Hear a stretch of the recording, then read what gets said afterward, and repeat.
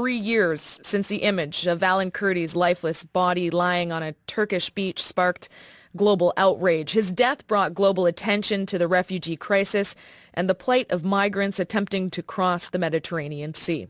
Today, the number of refugees attempting the perilous journey has decreased, but still thousands try. Many are children and youth traveling alone.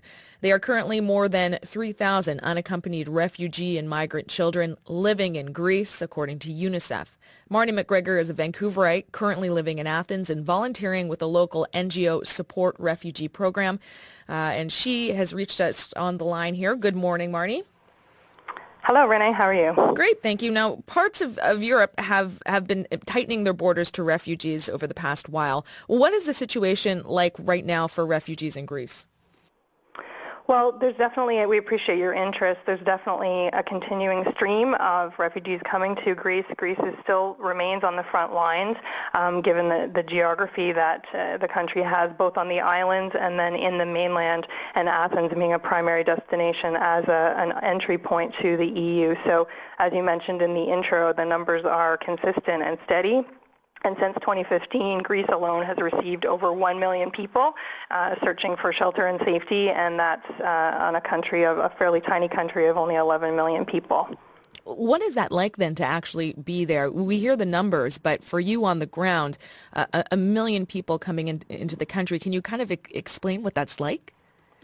Well, I know the situation has significantly improved in terms of the physical impact on the ground, with the city of Athens doing tremendous work with a lot of local nonprofit organizations trying to handle the issue of accommodation in terms of public space and public parks. But the work that I've been doing is with an amazing organization called the Home Project, and they have only been in existence for just over a year, and they are in fact focusing on the unaccompanied minor children that you mentioned. Over 3,000 of them in Greece come to Greece, landing here by themselves under terrible circumstances with no family and no support.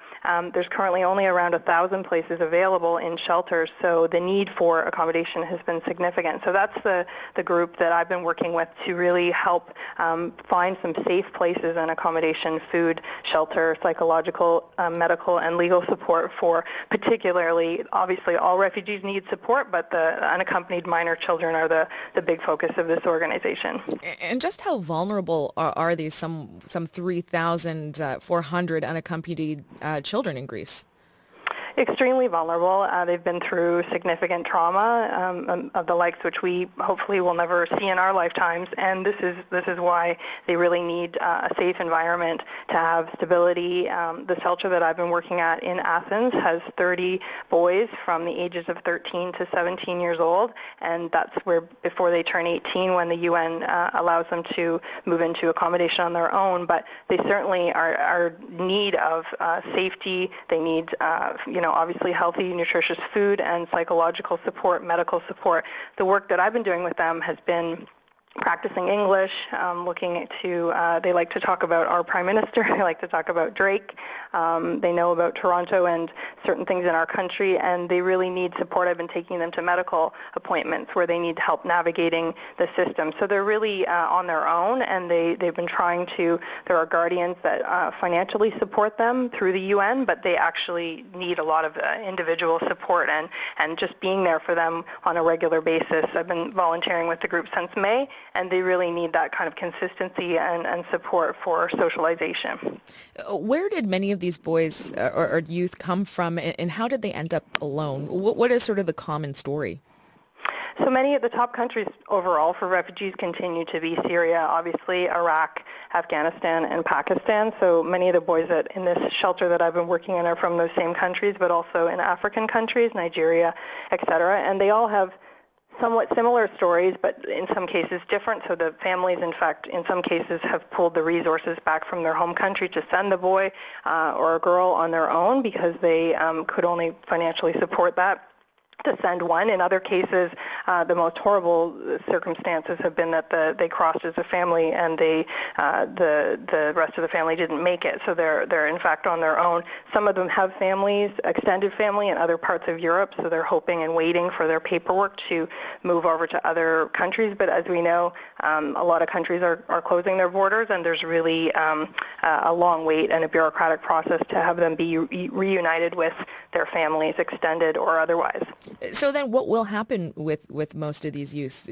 Will they end up staying in Athens long term? What comes next?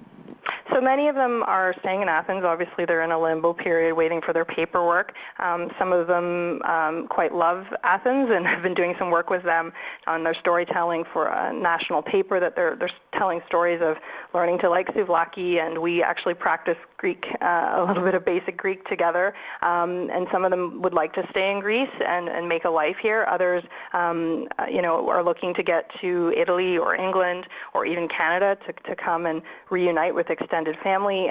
So many of them, their futures are uncertain, but they are taking education and school. Some of them have received scholarships to attend schools here, English schools here in Athens, and they, really hope to improve their English and not particularly necessarily be fluent in Greek, but they're really hoping to, integrate into European or North American society and have many of them look to have service jobs on the islands if they stay in Greece, restaurant workers, etc. So many of them are very hopeful in the sense of they have some stability now, but there's a long road ahead for them. And you touched on a project you're working on it's My Athens, which it features stories and photos from about a dozen refugee children.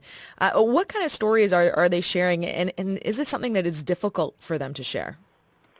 Yes, they definitely have a bit of a hard time opening up, which we can understand, and it takes some trust to have spent time with them over the last several months. They like to talk about the spaces that they enjoy, public parks. They have transit passes, so they get to ride the transit system, so that together we figure out the transit system together, since I love riding that. I took them to watch the World Cup in a public space. The Stavros Niarchos Foundation had a beautiful outdoor space where they, for free on the large screens, we watched the World Cup.